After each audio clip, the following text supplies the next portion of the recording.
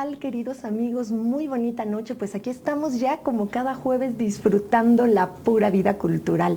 Les doy la más cordial bienvenida a este su espacio y bueno, pues estamos cerrando pues en este jueves, que es el último que corresponde al mes de septiembre, los temas para pues exacerbar nuestra mexicanidad y disfrutar de este mes patrio.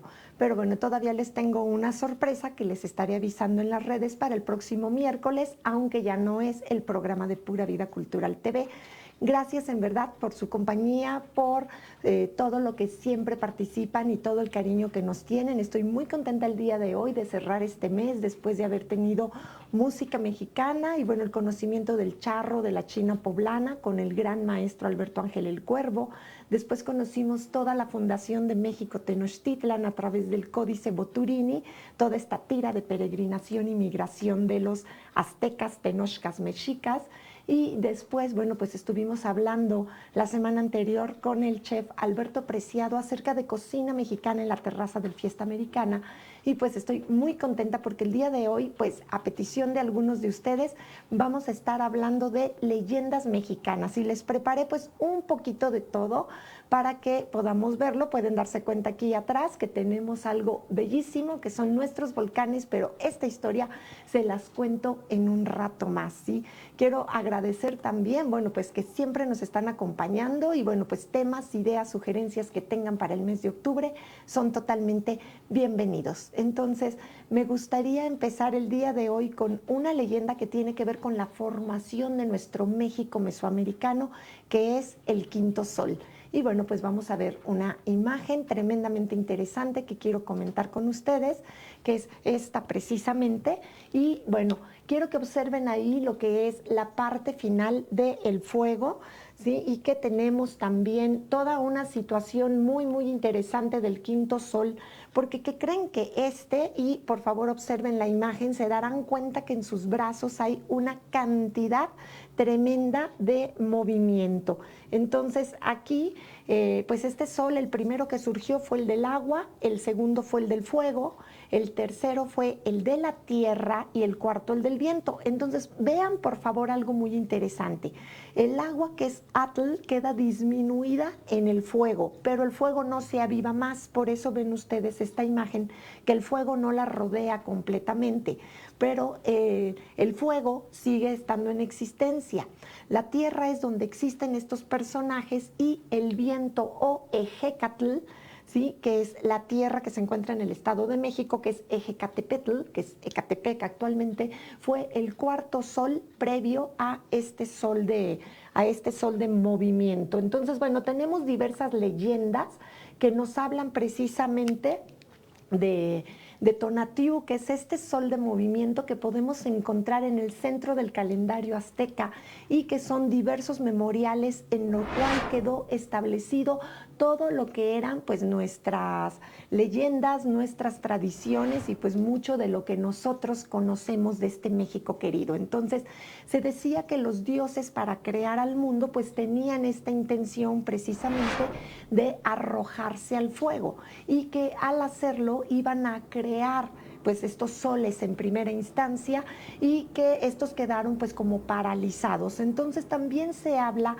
de manera paralela con la leyenda del conejo en la luna, porque se dice que los dioses estaban precisamente hablando de cómo darle vida al hombre, cuando lo que ocurrió fue precisamente que empezaron a lanzarse al fuego, primero con mucho temor, bueno, primero no querían, sí, esto hay que aclararlo, y ya finalmente dijeron, no, yo no me aviento, ya Tezcatlipoca, el dios del fuego viejo, dijo, yo sí me aviento, y finalmente se aventó otro, uno se volvió el sol, otro se volvió la luna, y sin embargo no se movían. Entonces requerían a Ejecatl, este dios del viento, para que soplara sobre ellos y pudiera moverse, y entonces tengamos la luna y el sol constantemente, ¿sí? Sin embargo, esta leyenda del quinto sol, que es el sol Ollin o el sol Nahui Olin, el sol del movimiento, dice que esta quinta era que estamos viviendo, va a ser destruida por terremotos. Bueno, ¿coincidencia? Ustedes interprétenlo, pero la realidad es que vamos a tener precisamente pues toda esta noción de lo que es la idea de que los aztecas, los mexicas en general, digo aztecas cuando salen de Aztlán, y toda esta idea que se tiene de los mayas, de los olmecas, van a tener una cosmogonía de la creación que es totalmente interesante, ¿sí? Entonces tenemos esta primera parte como una leyenda de formación del sol del movimiento en el que nos encontramos viviendo actualmente, ¿sí? No tenemos una fecha en el que se diga exactamente que va a terminar esta era, pero bueno, pues estamos en movimiento constante de acuerdo con esta creación. Una segunda leyenda, y en lo que vemos la imagen, voy a aprovechar para saludar a algunos de nuestros amigos que ya nos están acompañando, pues vean esto, qué belleza, es Quetzalcóatl. Aprovecho para saludar a Carlos González, que nos están mandando saludos, a Rodrigo Cervantes, también ya les dije que los sigan a él, Rodrigo Cervantes Shemsu, él es expertísimo en egiptología. Jerry Islas, muy bonita noche también. Juan José Morales, muchos saludos. Daniel Villarreal, Daniel Paso Cervantes, el que Donadillo, aquí los tenemos. Y bueno, pues nos están acompañando. ¿Y qué creen? Quiero que vean esto que tienen frente a ustedes, que es verdaderamente bellísimo, que es la leyenda de Quetzalcóatl. Saludos también a Gaby Sánchez, a Gumaro Cortés, Higinio González, Angélica Bejarano, Valeria Díaz. Pues muchísimas gracias por estarnos acompañando. Y bueno, vean esta imagen. El fuego tiene mucho que ver, pero además tiene mucho que ver también el hecho de que es una serpiente y que es emplumada, que es Quetzalcóatl. Y entonces, ¿qué creen, amigos? Bueno, Quetzalcóatl es uno de los grandes fundadores y una de las grandes leyendas, quizá la más bella. Para mí, una de las más bellas, sobre todo si consideramos su origen. Vamos a hablar entre el mito, la historia y la realidad. Recordemos que las leyendas son narraciones que tienen su origen pues en una tradición popular, pero que también van a tener pues esta tradición oral que va a ir modificando pues las interpretaciones. De esta manera, algo muy interesante que ocurre es el hecho de que efectivamente a veces tenemos 3 o 4 versiones o decimos, ah caray, yo me la sabía con una vertiente distinta. Entonces, ¿qué es lo que ocurre aquí? Vamos a encontrarnos precisamente una parte donde tenemos que Quetzalcóatl es la serpiente emplumada. Se nos dice que cuando el origen de la humanidad, de acuerdo con los pueblos mesoamericanos, en realidad era un hombre. Y nos dicen que él decidió viajar y que su hermano, en esta forma humana que era Tezcatlipoca, el espejo humeante, pues venía y tenía adoración, pero exigía sacrificios. Y entonces Quetzalcóatl decidió bajar del cielo mesoamericano a esta región llamada Toyan, que actualmente conocemos como Tula, aquí muy cerca de la Ciudad de México, en el estado de Hidalgo, donde están estos bellísimos atlantes. Y entonces se nos dice que él se volvió su gobernante y que su apariencia era de un hombre muy alto, blanco, de cabello castaño, casi rubio, que se igualaba a la belleza del sol. De esta manera, lo que nosotros vamos a encontrar es que precisamente él decía que no estaba de acuerdo en que se hicieran sacrificios y entonces enseñó a los hombres las artes, las matemáticas, las ciencias en general, les enseñó a labrar la tierra y se quedó en esta región de Toyan. Estamos hablando de un gobernante tolteca. Posteriormente se dicen que él se retiró porque su hermano Tezcatlipoca, ¿qué creen? Súper mala onda, le puso una tetra. Sí, como decimos coloquialmente en México, le puso un 4 y entonces hizo que Mayagüel, la diosa del maguey, le diera una bebida que estaba destinada exclusivamente para los dioses, que es el pulque. Y entonces Quetzalcóatl, agradecido porque pensaba que era una bebida que lo haría sentir todavía más fuerte y más feliz y dispuesto para ayudar a los hombres, la tomó y terminó embriagado. Y entonces, pues cohabitó, ¿sí? Esto es, tuvo relaciones con Mayagüel y rompiendo su voto de celibato, al despertar al día siguiente, se dio cuenta o creyó que ya no era digno de dirigir al pueblo tolteca y en una barca se fue camino al sol, prometiendo que regresaría un año después. Sin embargo, aquí ocurre algo muy curioso porque él decía, estábamos a nivel de calendario gregoriano finalizando 1519. Él prometió regresar hacia 1520 o hacia 1521. Creo que ya se pueden dar cuenta de lo que estoy hablando, porque en realidad, pues los aztecas estaban esperando que regresara Quetzalcóatl, y quien llegó en su lugar fue Hernán Cortés, blanco de cabello castaño.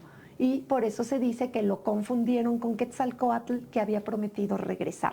¿Qué les parece, amigos? Esto es, pues, de estas historias que nos hacen entender quizá entre la leyenda, la magia y la realidad mucho de lo que ocurría. Y entonces se dice que él tomó después como divinidad la imagen de serpiente para estar presente siempre en la tierra, pero emplumada con estas plumas de quetzal, que son precisamente la idea de tener toda la divinidad, ¿sí? Entonces esta es nuestra hermosísima leyenda de la serpiente emplumada. ¿Qué les parece, amigos? Pues déjenme saludar a algunos otros que tenemos por acá. Sí, Joaquín Ramírez, muchísimas gracias. Por favor, ayúdenos a compartir el programa en sus redes para que más personas nos vean y disfruten igual que nosotros la pura vida cultural. Y pues bueno, tenemos una más que les va a encantar, amigos, porque esta besita chiquita es la cosa más linda del universo, si lo quieren ver así. Y entonces aquí mi queridísimo Alex, mi productor, ¿sí? Si me haces el favor de ponerlo, pues es precisamente la leyenda del colibrí, que es el ave mágica maya. Les voy a contar la historia maya, pero también les voy a contar la historia mexica.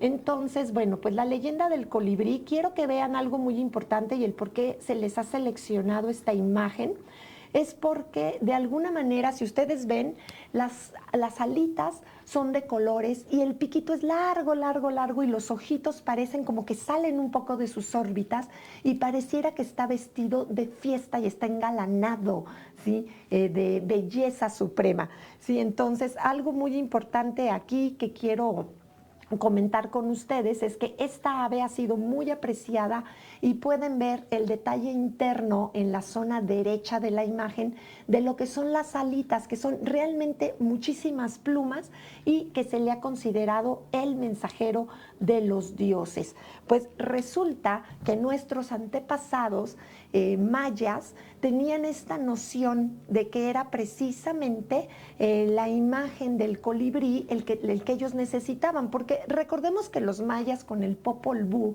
pues dicen que el hombre tuvo una creación tanto de barro como de madera y de maíz, y finalmente nos quedamos en el maíz, por eso somos la cultura del maíz, amigos. Y resulta que pues empezaron a crear a los animales, empezaron a crear todo lo que existe en el mundo, y de repente se dieron cuenta que no había quien llevara felicidad de unos a otros. Esto es, que los hombres tenían comida y que tenían bebida y que tenían descanso, pero no tenían felicidad y no tenían la manera de compartirla. Entonces decidieron hacer una flecha, ¿sí?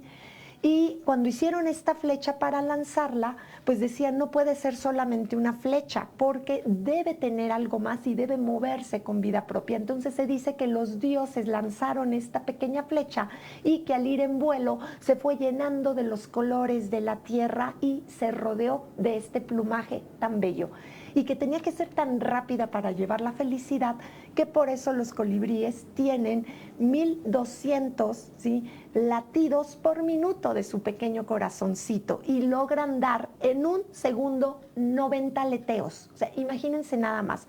Y entonces el colibrí empezó a dar vuelta por todos lados, a llevar felicidad, a llevar amor, pero también iba del mundo de los muertos al mundo de los vivos a llevar mensajes de paz, para que las personas que no habían podido despedirse, por ejemplo, no sintieran ese pesar. Y por eso se dice que los colibríes son los mensajeros de los dioses y los mensajeros de las buenas noticias. Esto tiene que ver con el mundo maya.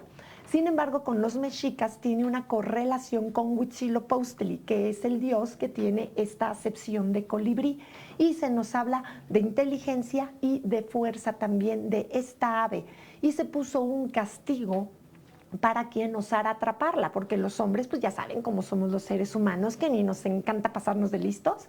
Y entonces, ¿qué hacían? Querían atraparla, y los dioses decidieron que iban a poner pena de muerte para quien se atreviera a atrapar y enjaular un colibrí. Por eso, amigos, jamás los vamos a ver en los zoológicos y jamás los vamos a ver en ningún lado, porque es el ave más libre y amorosa que existe. Así que cuando vean un colibrí, pues están recibiendo buenas noticias y buenos augurios. ¿Qué les parece, amigos?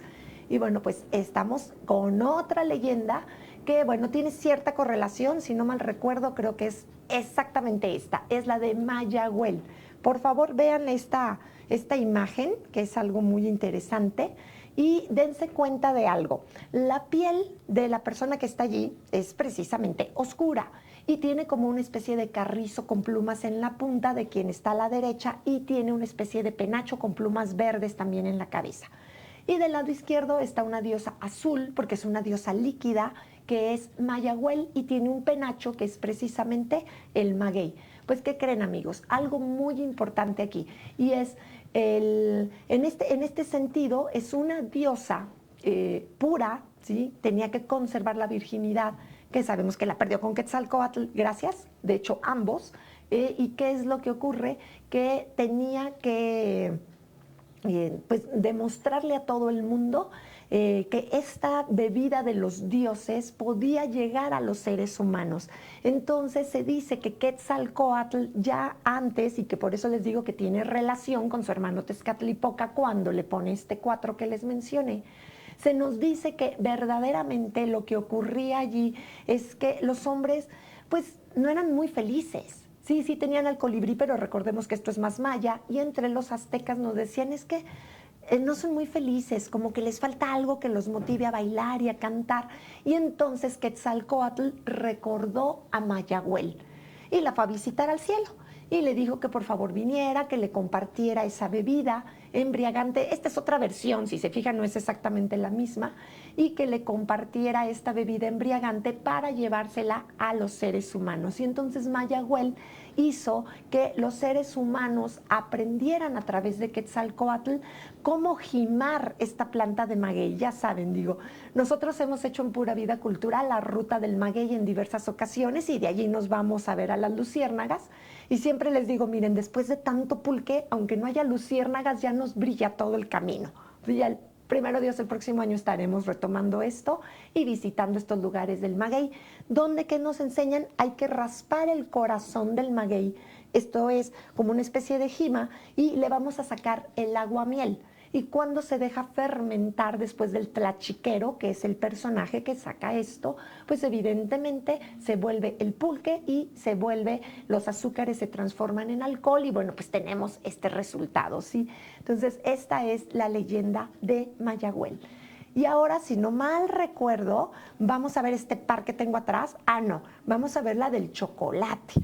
Sí, entonces, bueno, amigos, déjenme pues contarles aquí algo interesante, que es precisamente esta leyenda del chocolate tiene mucho que ver, bueno, pues con Oaxaca, pero ¿qué creen? Que nos dicen que en realidad es de Tula, ¿sí? Y entonces se nos dice también algo muy importante, que es que nació de la siguiente forma. Allí podemos ver pues una cara de carácter olmeca y podemos ver los granos de cacao. Está fresco, pero también está pues ya seco y listo para todo lo que es pues ahora sí que esta parte de disfrutarlo. Entonces se nos dice que Quetzalcóatl pues le dio a los toltecas esta imagen. Nuevamente, ahí venimos con los toltecas. Les digo que este Quetzalcóatl tenía mucho que ver aquí.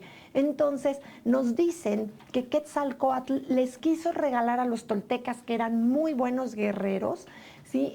Algo que pudieran disfrutar muchísimo, y que trajo la planta de cacao y algunas pequeñas semillas y que las sembró y que después les enseñó cómo obtener no sé ustedes, a mí me encanta el agua para chocolate, o sea, el chocolate en agua es exquisito.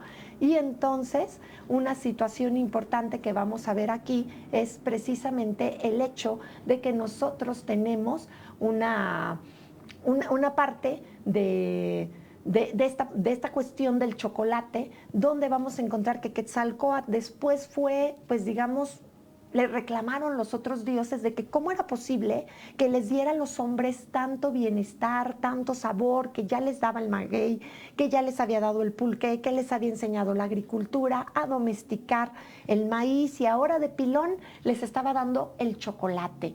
¿Sí? Entonces, pues de alguna forma lo castigaron, le dijeron que tenía que retirarse un tiempo y después podría regresar, y entonces cuando él se va, todos los árboles que él vio en el camino, ¿qué creen?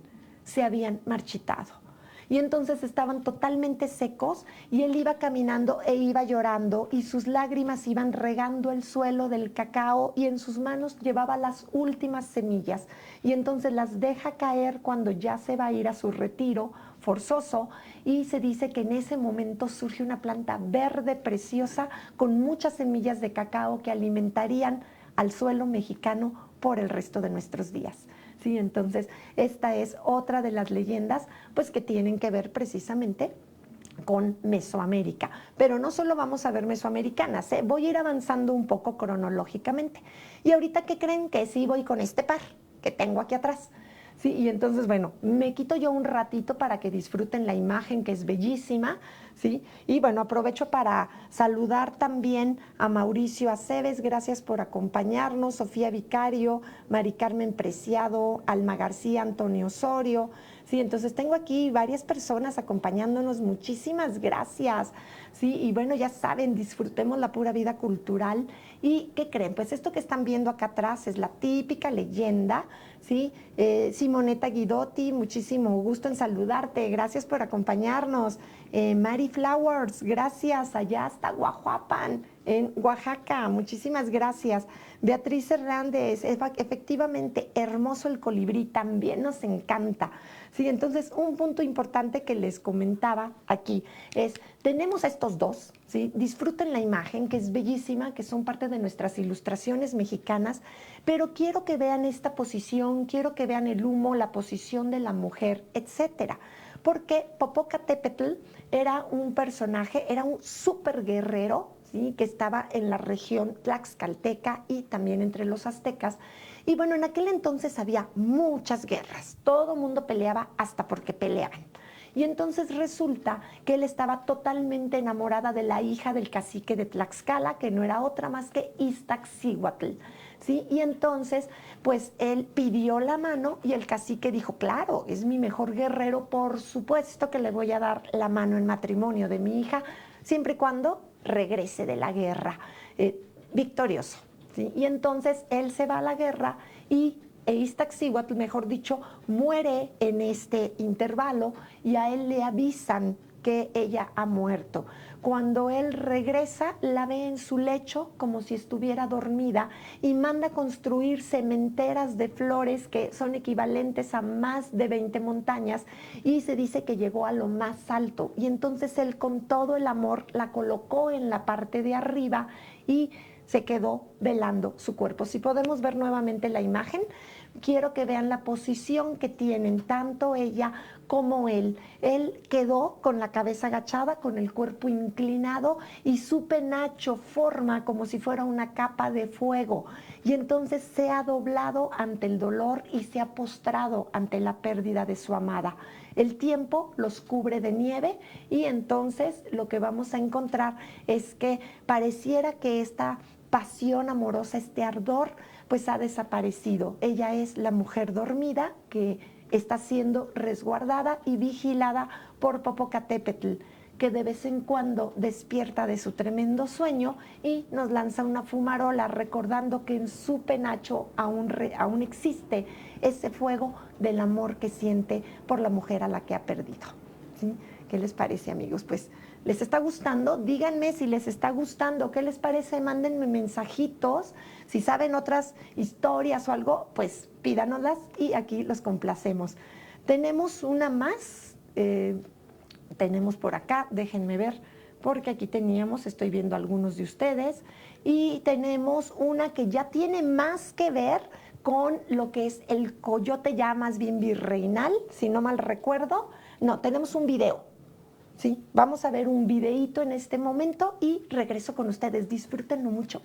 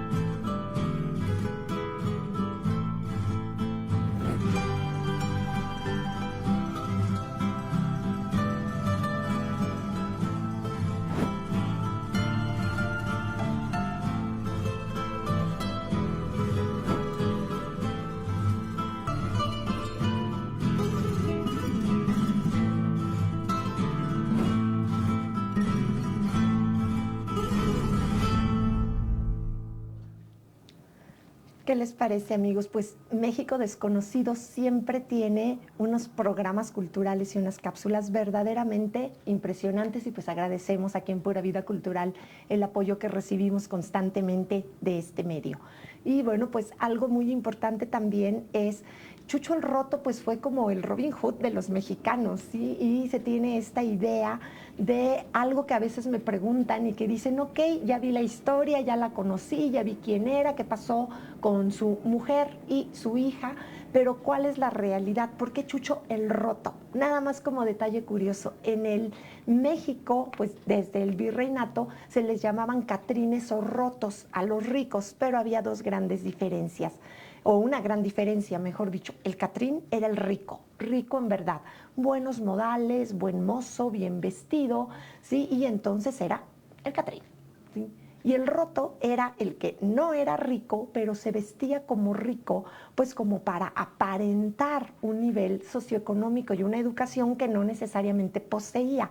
Y entonces decían que tenía algo roto, o eran los famosos nuevos ricos por algún juego, por alguna herencia, por algo que pasara, y decían que estaban rotos, que no eran ricos nuevos. Entonces por eso era Chucho el Roto. Él no era un catrín, él era un rico simulado.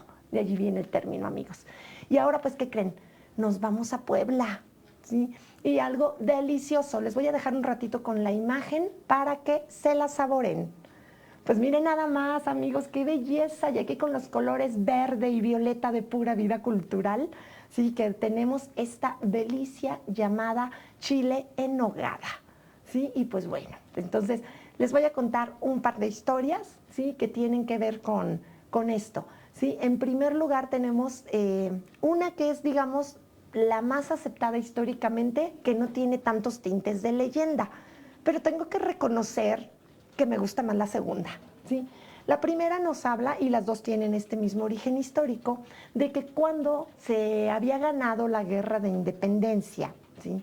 Que bueno, tengo mis bemoles como historiadora respecto a que ganamos, pues es muy fácil ganarle a un ejército ausente después de que todo el mundo se fue, pues ya quién le ganas, pero bueno, ganamos la guerra de independencia y entonces se iban a firmar los tratados de Córdoba y ahí va don Agustín de Iturbide, sí, como representante del ejército trigarante.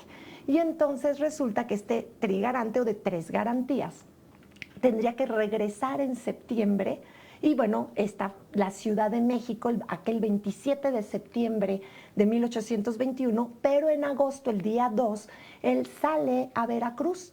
Paso obligado es Puebla, ¿sí? Y entonces se dice que pues ya el obispo sabía que iban a regresar y dijo, tenemos que prepararles una comida deliciosa, tanto a don Juan de O'Donojú como a Agustín de Iturbide, que era comandante en aquellos años. Todavía no era emperador, esto es hasta después. Y entonces resulta que él va a regresar y se dice que le encargaron a una monja llamada Doña Inés, así, en la tarde. Después, ¿qué crees? Mañana tenemos una comida, tienes que dar un banquete, merienda por allá de las 5 de la tarde, preparar algo diferente. No quieren lo de siempre, no quieren mole, no quieren nada por el estilo, tienes que preparar algo que represente la mexicanidad. Imagínense el susto de la pobre Inés. ¿Sí? Así como que no puede ser que me pidan algo que casi tenga que pasar a los anales de la historia, ¿sí? Para mañana, o sea, ¿qué pretenden que haga?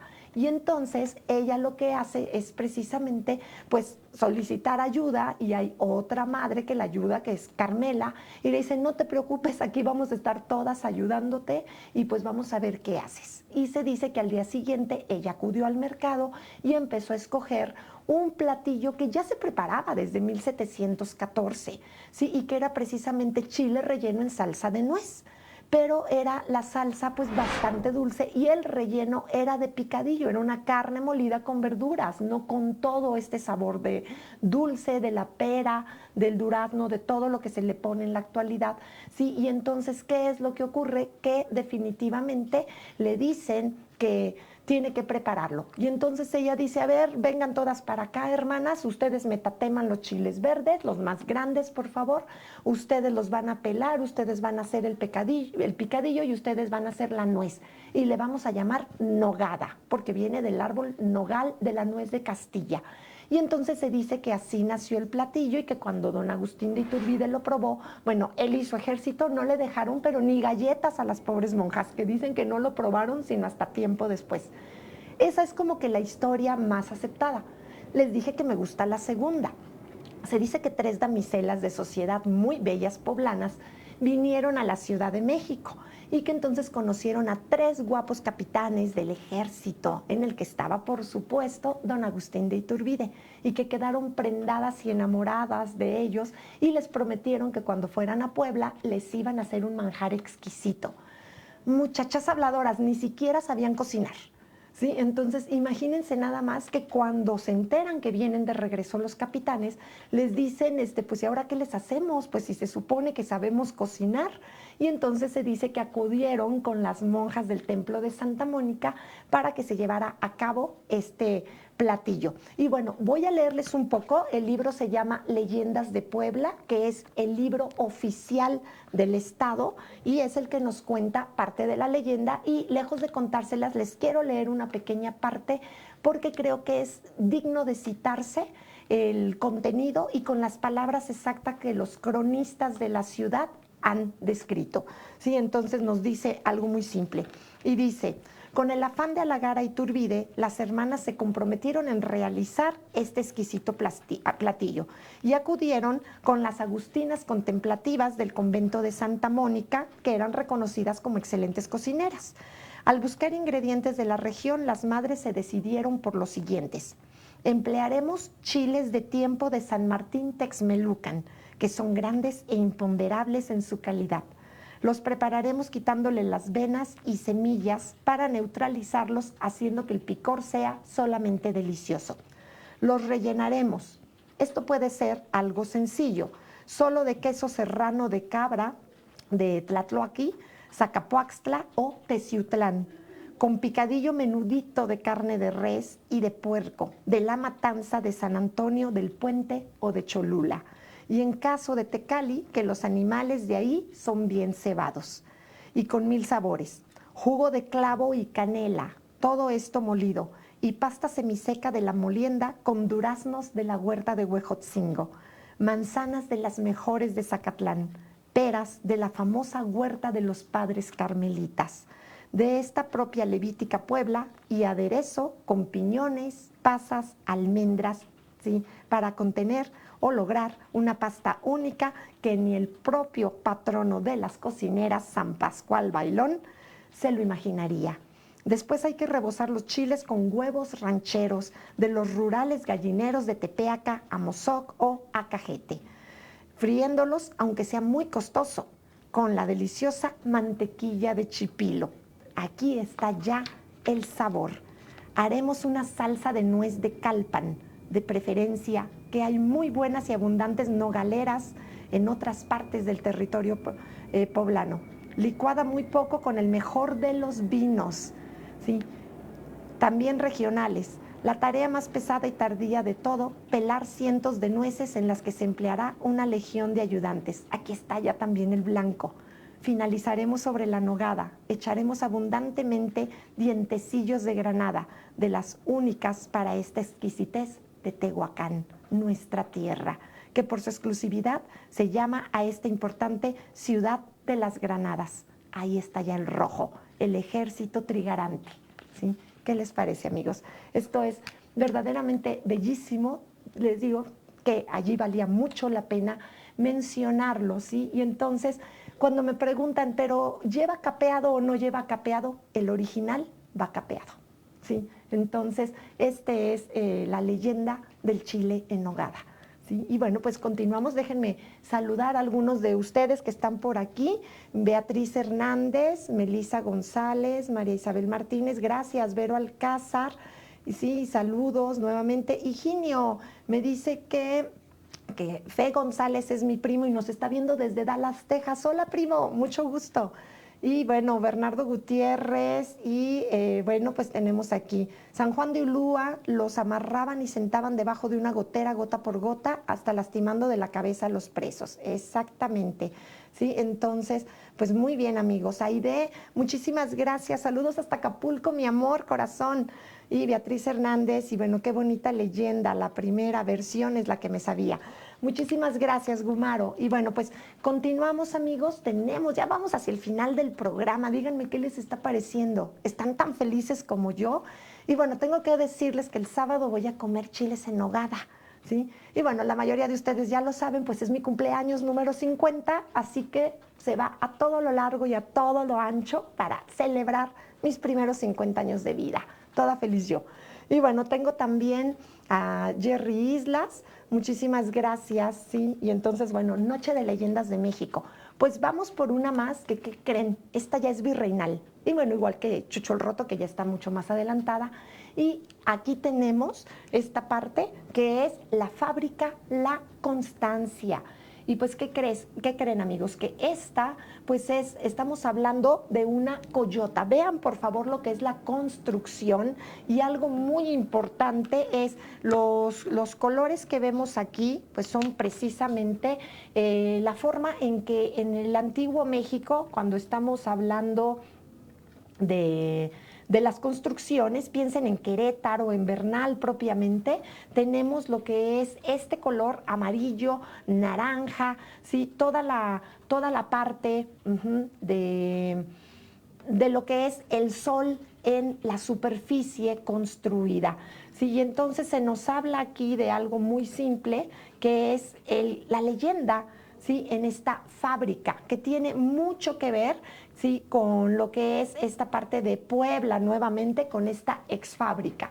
Pues bueno, regresamos aquí, ya la vieron, es bellísima, tiene mucho que ver con los colores del sol y de Puebla, que bueno, finalmente, qué chula es Puebla, una de mis ciudades favoritas de todo el mundo, no nada más de nuestro país, la extraño tanto, espero que pronto podamos estar por allá. Pues resulta, amigos, que se dice que había un vigilante aquí y que él vio un día en la noche a una coyota o un coyote, ¿sí? En sus dos patas traseras levantado, caminando para ir a asustar a todos los obreros de este lugar. Y que entonces un día decidió matarlo. Se armó de una pistola y cuando lo tuvo más o menos a la vista decidió dispararle. Sin embargo, no salió ninguna bala.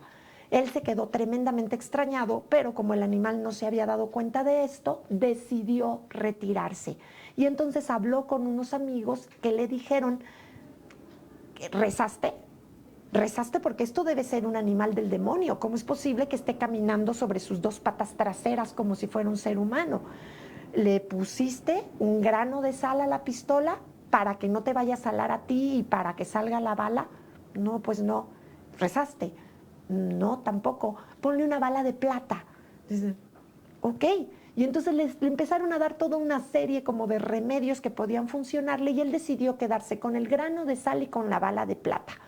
A la noche siguiente volvió a tomar el arma y entonces la disparó. Y el animal cayó herido, ¿sí? En sus costillas y quedó tirado de costado.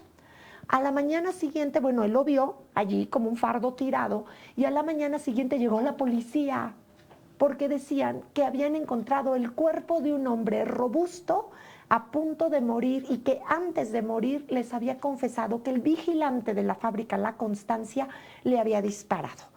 Y entonces él dice, esto no es posible, yo no le disparé a ninguna persona, yo le disparé a un animal con toda la piel y puedo demostrar.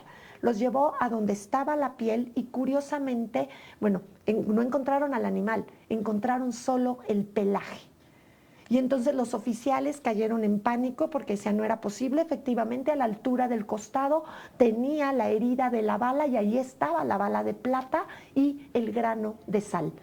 Y entonces dicen que esto fue lo que salvó al vigilante para que no volviera o que no pisara cárcel por esto.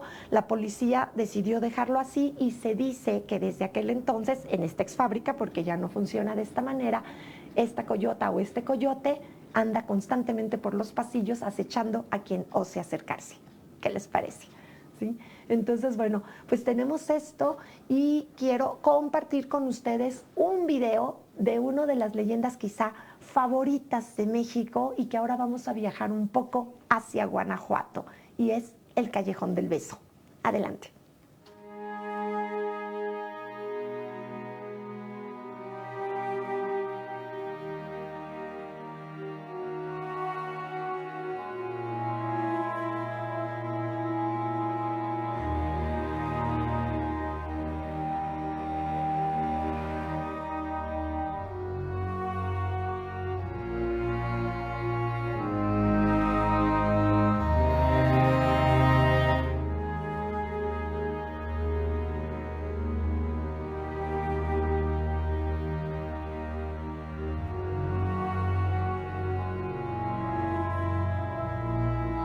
Se dice que doña Ana era una joven muy bella. Desde niña quedó al cuidado de doña Matilde, la dama de compañía de su difunta madre. La ternura de doña Matilde hacía contraste con la rigidez y dureza del padre de Ana, que aunque la adoraba para hacer sentir su autoridad, era frío e inflexible. Doña Ana era una mujer muy piadosa. Todos los días iba a misa acompañada de doña Matilde, su fiel amiga y confidente. Una de tantas veces que la joven fue a la iglesia, conoció a don Carlos, un apuesto galán que al verla se prendó de ella. Muy pronto, los jóvenes se enamoraron. Los rumores sobre el noviazgo de don Carlos y doña Ana llegaron a oídos de su padre, quien enloqueció de rabia. Su hija no podía salir con ningún hombre. Desde ese momento, doña Ana quedó recluida en su casa. El padre de doña Ana, un hombre rico y ambicioso, meditó sobre la situación y decidió que casaría a su hija en la península con un viejo y acaudalado noble. Fueron inútiles los ruegos de doña Ana. El padre exigió la sumisión a sus mandatos y ya Matilde tenía instrucciones de arreglar su ropa para iniciar el viaje a España. El tiempo acercaba implacable la fecha de partida. Al fin pudo Matilde salir para darle a don Carlos la terrible noticia. De inmediato, el hombre urdió 1000 planes, pero finalmente tuvo una idea que se dispuso a poner en práctica: comprar la casa vecina a la de su amada. Una ventana de la casa de doña Ana daba a un callejón muy estrecho, tan estrecho que se podía tocar la pared de enfrente con tan solo estirar la mano. Precisamente a la altura de la recámara de la joven doncella había una ventana. Don Carlos pensó que si lograba introducirse, podría hablar con ella y entre los dos resolver el grave problema en el que se encontraban. Se informó con el notario del pueblo sobre el dueño de aquella propiedad, la adquirió a precio de oro y fue a esperar a doña Matilde para transmitirle la cita a su amada. Por la noche, con suma impaciencia aguardó don Carlos en su reducto. La ventana se abrió, doña Ana se asomó y don Carlos sintió su corazón darle vuelcos. Y habiendo el padre sorprendido el ardid, enfureció, sacó su daga y la clavó en el pecho de su hija. Mudo testigo fue don Carlos de la tragedia. Quedó el brazo de ella colgando sobre el callejón y en silencio don Carlos depositó un beso en la mano yerta de doña Ana. La noticia de la tragedia corrió como reguero de pólvora por la ciudad.